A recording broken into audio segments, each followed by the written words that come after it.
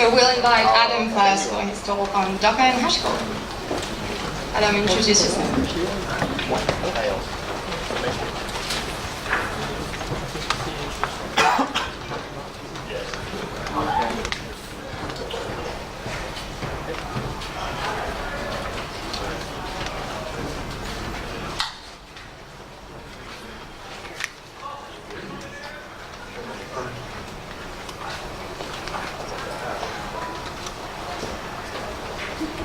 Sorry.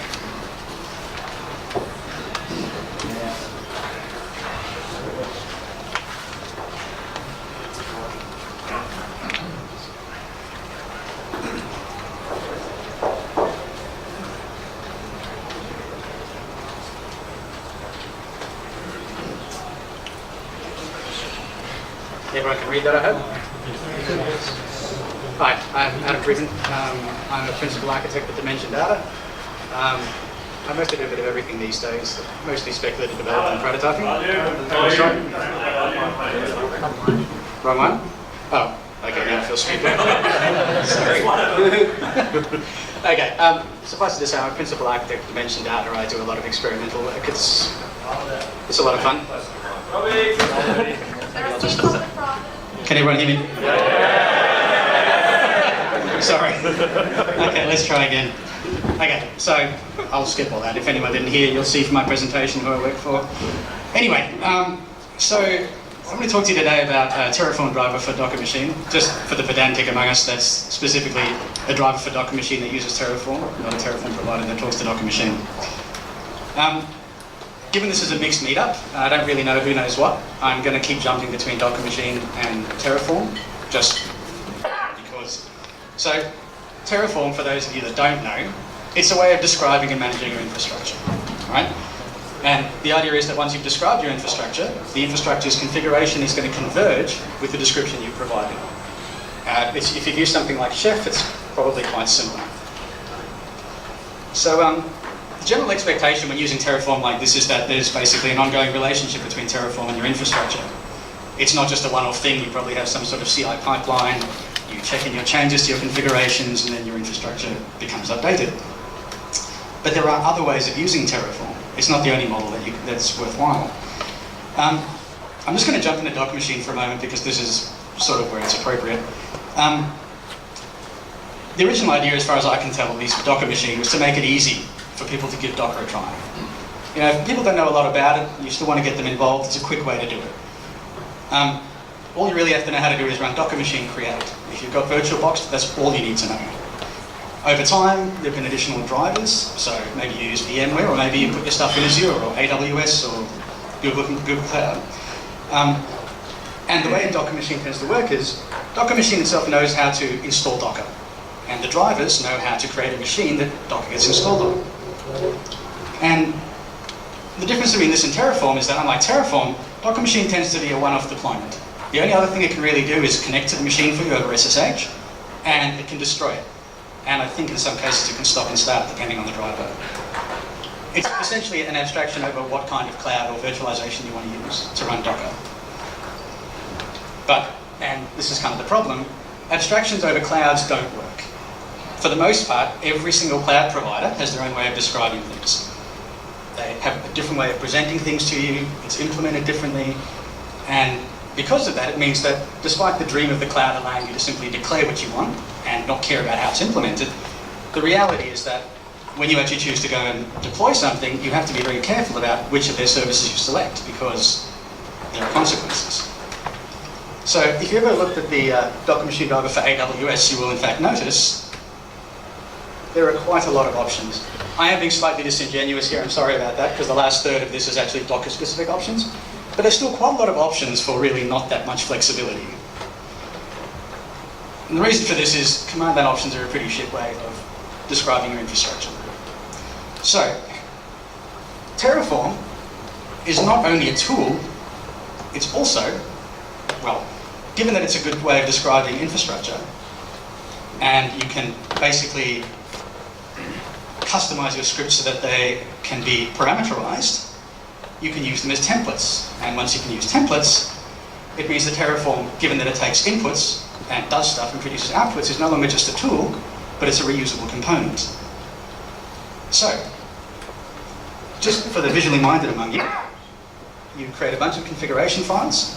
There may be some other things that feed in, like tfrs.json.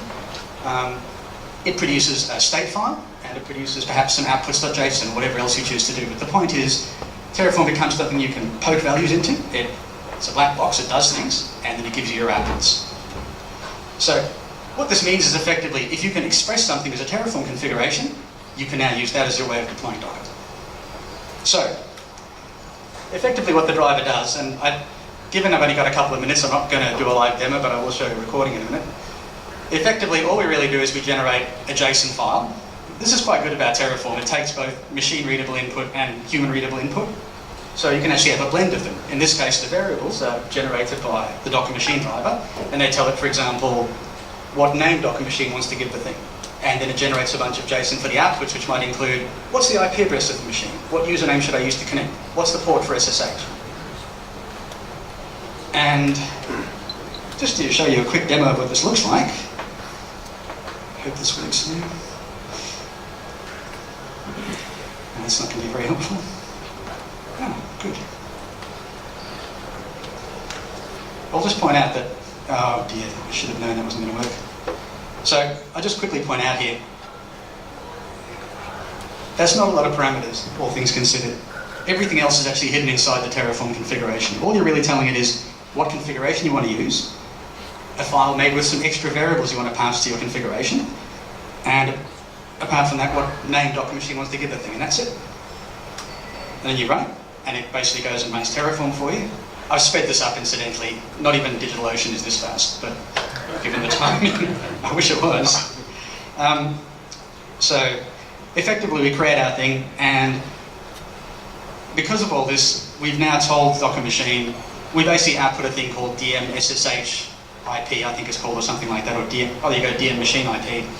And that's enough. Then the driver basically tells Docker machine what the IP address is, and hey, it's now going and connecting over SSH using those details, and it is installing Docker. And now I can just go Docker machine SSH, and everything just works. Really, I built this just because I got a bit irritated with how many different parameters there were. Just putting backslash at the end of every line just feels a bit weird naming it. So that's effectively what it's for. If I can just... So I should point out, you can use Terraform for a variety of, like this in a variety of scenarios. The original idea for this actually came, we did a hackathon a while back and we built a service catalog API. And it basically runs Docker images that contain templates. So each template is a Docker image.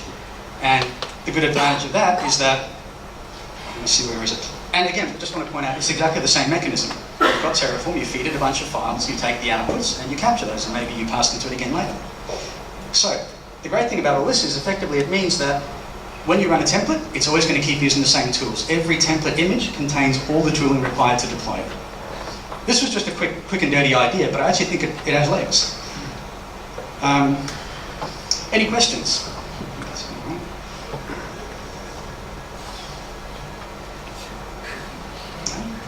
Cool, okay. Well, there are some links if anyone's interested. Feel free to have a look at the source code for this, and details about me. I'll stick this up on the meetup thing. Can you start back to the... Sorry. That one? The link. The link. Oh, sorry. Yeah, no problem. I was going to post this up as a PDF, but if anyone wants to, feel free to grab it there. Thank you. Sure, no problem.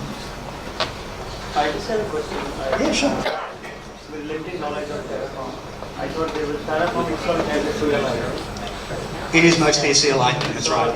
Why don't you use Terraform with the driver as Docker and use that CLI rather than using Docker and use Terraform? You absolutely can, sure. You could, for example, create a provisioner for Terraform that knows how to deploy Docker. Or you could just use the SSH provisioner and do things that way too. Sometimes, for one reason you might want it, for example, is because over time Docker machine has become more than just a tool for... It used to just be a way of quickly deploying Docker. Eventually it became just a tool to deploy Docker. For example, Rancher, if you've heard of it, uses Docker machine under it. So you could take this and you could stick it inside Rancher and just feed it.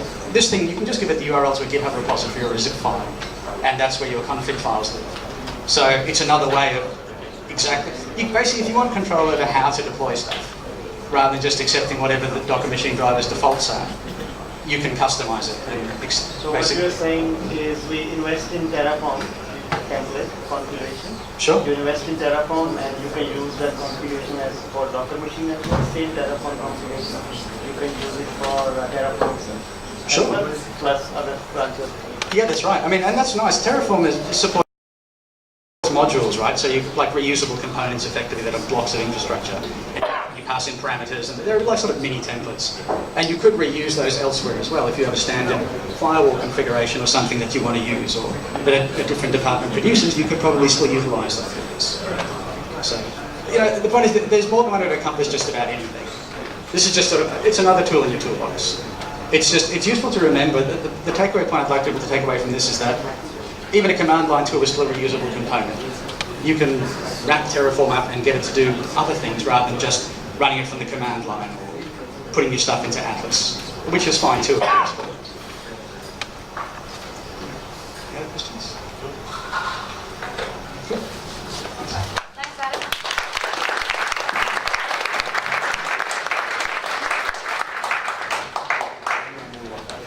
So Adam is the principal architect in the innovation team in Dimension Data, so if you want to ask him any other questions, go and grab him during the break.